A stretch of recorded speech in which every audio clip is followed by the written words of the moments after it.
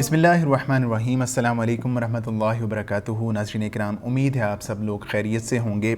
हमारा जो सिलसिला गुफ्तगू चल रहा था वो यहाँ तक पहुँचा था कि अल्लाह ताला ने मुसलमानों के हाथों मक्का मुकर्रमा फ़तह करवा दिया था। ऐसे में जब मक्का फ़तह हो गया तो बहुत सारे कबाइल ऐसे थे कि जिन्होंने इस्लाम कबूल कर लिया था, लेकिन कुछ कबाइल अभी भी ऐसे थे कि जिन्होंने इस्लाम कबूल करने से इनकार कर दिया था। न सिर्फ इनकार किया था बल्कि मुसलमानों के ख़िलाफ़ एक महाज़ जमा कर रहे थे और मुसलमानों के ख़िलाफ़ लड़ाई के लिए प्लान कर रहे थे। और इसी प्लान का एक हिस्सा ये था कि कुछ कबाइल मालिक बिन औफ़ नसरी के पास जमा हुए और उन्होंने मुसलमानों के ख़िलाफ़ लड़ने के लिए एक जो है वो प्लान तश्कील दिया और अपने इलाकों से जो है वो तैयारी के बाद निकल आए। और न सिर्फ ख़ुद निकले बल्कि उन्होंने इस जंग में अपने बच्चों को, अपने माल असबाब और अपने मवेशियों को भी साथ ले लिया था। और इन सब को साथ लेके वो ओतास में आकर खैमा जन हो गए। जब ये लोग यहाँ पे आ गए तो यहाँ पे एक आदमी था जिसका नाम था दुरैद बिन सम्मा। ये बूढ़ा हो चुका था, लेकिन अपने ज़माने में, अपनी जवानी के ज़माने में एक बहुत ही बहादुर शाह सवार ये रहा था। और इसके जो मशवरे होते थे वो बड़े ही साइब होते थे और उसके मशवरों को बड़ी ही अहमियत और बड़ा कीमती समझा जाता था। और इसीलिए बाज़ लोग इसके पास आए और उन्होंने जो है वो इस जंग के हवाले से मशवरा करना चाहा। तो उसने कहा कि आप लोगों ने कहाँ पड़ाव किया है, तो उसको बताया गया। तो उसने कहा कि हाँ, तुमने जो पड़ाव किया है बड़ी अच्छी वो जोलान गाह है जहाँ तुमने पड़ाव किया है। अलबत्ता बात यह है कि मुझे कुछ जानवरों की, बच्चों की और औरतों की आवाज़ें आ रही हैं। तो उसको कहा गया कि हमने अपने बच्चों को भी अपने साथ ले लिया है, औरतों को भी साथ ले लिया है, ताकि जो है वो हमारे जो शाह सवार हैं वो बहादुरी के साथ दुश्मन का मुकाबला करें। तो दुरैद ने इस बात को पसंद नहीं किया। कहने लगा कि मुझे ये बताओ कि जो शख्स जंग से भागना चाहता हो उसको कौन सी चीज़ है जो इस बात से रोक सकती हो। तुमने ये काम अच्छा नहीं किया और तुम्हें ये काम नहीं करना चाहिए था। उसके बाद दुरैद कहने लगा कि मैं ना तो इस जंग में शरीक हूँ और ना ही मैं इस जंग से अलग हूँ।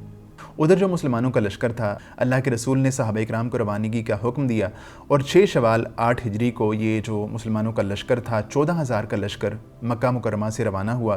12,000 वो मुजाहिदीन थे जो मदीना मुनव्वरा से अल्लाह के रसूल के साथ आए थे और 2,000 वो मुजाहिदीन थे जो मक्का मुकरमा से इस लश्कर का हिस्सा बने थे। और जो है वो उनमें से कई लोग ऐसे थे जो नए मुसलमान हुए थे।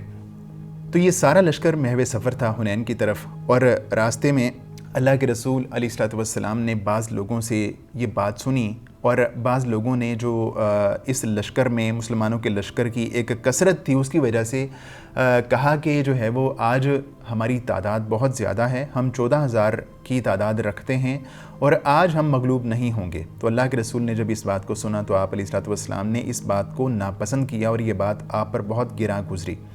और उसके बाद अल्लाह के रसूल ने जो है वो एक आदमी को भेजा और जो है वो कुफ़ार के लश्कर का जायज़ा और उसकी सूरत मालूम करने की जो है वो एक कोशिश की। तो एक आदमी गया, एक सहाबी गए और उन्होंने जो है वो लश्कर का, कुफ़ार के लश्कर का जायज़ा लिया और आके अल्लाह के रसूल को बताया कि अल्लाह के रसूल सक़ीफ़ तो अपने माल असबाब, अपने बच्चों और अपनी औरतों को साथ लेके आ गए हैं। तो अल्लाह के रसूल ने फरमाया कि कल इंशाअल्लाह ये सब हमारा माले गनीमत होगा। उसके बाद जब मुसलमानों का लश्कर जो है वो हुनैन में पहुंचा तो उस वक्त ये 10 शवाल हो चुकी थी। और जब मुसलमानों का लश्कर वहाँ पे पहुँचा तो जो कुफ़ार का लश्कर था और उनके जो रुफ़ाक़ा थे उन सब ने उससे पहले वहाँ पहुँच के रात की तारीकी में अपने तीर अंदाज़ों को वहाँ पे बिठा दिया था, छुपा दिया था।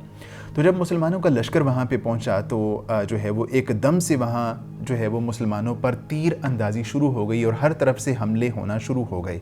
तो ऐसे में मुसलमानों के कदम जो है वो तेज़ी से उखड़ गए, क्योंकि हमला ऐसा था कि जिसकी उनको बिल्कुल भी तवक्को नहीं थी।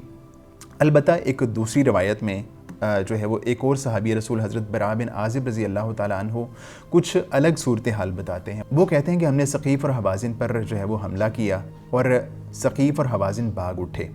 तो हमने क्या किया कि हम जो माल गनीमत था उसको समेटने लग गए। तो उसके बाद हम पर तीर जो है वो तीरों की बारिश शुरू हो गई और हमारे कदम उखड़ गए। खैर, जब मुसलमानों के कदम उखड़ गए और जो है वो मुसलमान जो है वो इधर उधर होना शुरू हो गए, तो ऐसे में अल्लाह के रसूल अलैहिस्सलातु वस्सलाम की जो بہادری تھی، بے نظیر بہادری تھی، وہ ایک جو ہے وہ کھل کے سامنے آتی ہے۔ اور اللہ کے رسول نے کسی بھی موقع پہ واپس مڑنے کو گوارا نہیں کیا، بلکہ آگے ہی آگے بڑھتے چلے گئے۔ اور آپ علیہ الصلوۃ والسلام جس خچر پہ سوار تھے، اس خچر کو 2 صحابہ نے پکڑ رکھا تھا، اس کو روک رکھا تھا کہ کہیں اللہ کے رسول بہت زیادہ جو ہے وہ آگے نہ بڑھ جائیں۔ ایسے میں اللہ کے رسول نے حضرت عباس رضی اللہ تعالیٰ عنہ سے فرمایا کہ عباس، تمہاری آواز بلند ہے، تم اس طرح کرو کہ تم صحابہ کرام کو آواز دو۔ تو عباس رضی اللہ تعالیٰ عنہ نے بلند آواز سے صحابہ کو پکارا اور کہا کہ اے درخت والو، یعنی کہ اے بیت رضوان والو۔ تو جب عباس رضی اللہ تعالیٰ عنہ کی آواز صحابہ کرام کے کان میں پڑی تو جو صحابہ کرام ادھر ادھر بھاگ رہے تھے اور ایک بھگدڑ مچنے کی کیفیت تھی، وہ صحابہ کرام عباس رضی اللہ تعالیٰ عنہ کی آواز سننے کے بعد اس طرح واپس مڑے، واپس لوٹے جس طرح کہ گائے اپنے بچے کی طرف لوٹتی ہے، اور وہیں سے انہوں نے اپنے اونٹ کو، اپنے گھوڑے کو واپس جو ہے وہ موڑنے کی پوری کوشش کی۔ اور اگر اونٹ مڑ گیا تو اچھی بات، اور اگر اونٹ نہیں مڑا تو انہوں نے اونٹ کو وہیں چھوڑا اور واپس میدان کا رخ کیا۔ اور اسی طرح انصار کو بھی آواز لگائی گئی اور ان کو پکارا گیا کہ اے انصاریو۔ تو جب انصار کو آواز لگی تو سارے انصاری بھی جو ہے وہ میدان کا انہوں نے رخ کیا، اور جو ایک مارکا تھا وہ دوبارہ سے گرم ہو گیا، اور مسلمان جو ہے وہ کفار کے آمنے سامنے ہو کے بہادری کے جوہر دکھانے لگے۔ اللہ کے رسول نے جب یہ منظر دیکھا کہ دوبارہ سے صحابہ کرام لوٹ آئے ہیں اور مارکا جو ہے وہ گرم ہو چکا ہے، تو اللہ کے رسول علیہ الصلوۃ والسلام نے جو ہے وہ اس موقع پہ مسرت کا اظہار کیا۔ اور اس سے پہلے جب صحابہ کرام اللہ کے رسول کے پاس جو ہے وہ بہت کم تعداد میں رہ گئے تھے، اللہ کے رسول اس موقع پہ بھی ارشاد فرما رہے تھے، انا النبی لا کذب انا ابن عبد المطلب، میں نبی ہوں اور یہ کوئی جھوٹ نہیں ہے اور میں مطلب کا بیٹا ہوں۔ اللہ کے رسول یہ بات مسلسل ارشاد فرما رہے تھے اور اپنی جو ہے وہ داد شجاعت دے رہے تھے۔ صحابہ کرام جب لوٹ آئے اور جو ہے وہ دشمن کا سامنا ہونا شروع ہو گیا تو اللہ کے رسول نے چند کنکریاں پکڑی میدان سے، اور اللہ کے رسول نے ان کنکریوں کو دشمن کی طرف چھوڑا اور کہا کہ شاہت الوجوہ، چہرے جو ہیں وہ بگڑ جائیں۔ جب اللہ کے رسول نے یہ عمل کیا تو اس کے بعد اس جنگ کا بھی فیصلہ ہو گیا، اور یہ فیصلہ مسلمانوں کے حق میں تھا، اور اللہ تعالیٰ نے بازی پلٹ دی اور مسلمانوں کو ایک شاندار فتح نصیب فرمائی۔ اس جنگ میں ثقیف کے 70 جو ہے وہ افراد کام آئے، اور بہت کم مجاہدین ایسے تھے جنہوں نے جام شہادت نوش کیا۔ اور جب بہت سارے مقتولین ہو گئے کفار کے تو انہوں نے وہاں سے بھاگنے میں ہی عافیت جانی، اور ان میں سے کچھ لوگ طائف کی طرف چلے گئے، کچھ لوگ بھاگ کے نخلا چلے گئے، اور کچھ لوگ ایسے تھے جنہوں نے اوطاس کی راہ لی۔ ان کے پیچھے بھی اللہ کے رسول نے بعض جو ہے وہ لشکر روانہ کیے جنہوں نے اوطاس میں جا کے اور نخلا میں جا کے ان کا قلعہ کما کیا، اور اللہ کے رسول نے خود جو ہے وہ طائف کا رخ کیا۔ اور جب یہ جنگ ہو گئی اور مسلمانوں کے ہاتھ میں کافی سارا جو ہے وہ مال غنیمت آیا، اور اس مال غنیمت میں بہت سارے جو قیدی اور لونڈیاں بھی تھے، اور انہی قیدیوں میں ایک خاتون جو ہے وہ اللہ کے رسول علیہ الصلوۃ والسلام کی جو رضائی بہن تھیں، حضرت شیمہ، اللہ کے رسول علیہ الصلوۃ والسلام کی رضائی بہن شیمہ بنت حارث سعدیہ، وہ بھی اس جنگ میں مال غنیمت کے طور پہ قیدیوں کے ساتھ مسلمانوں کے پاس آئی تھیں۔ اور اللہ کے رسول کا جب ان سے سامنا ہوا تو اللہ کے رسول نے ان کی ایک نشانی سے ان کو پہچان لیا۔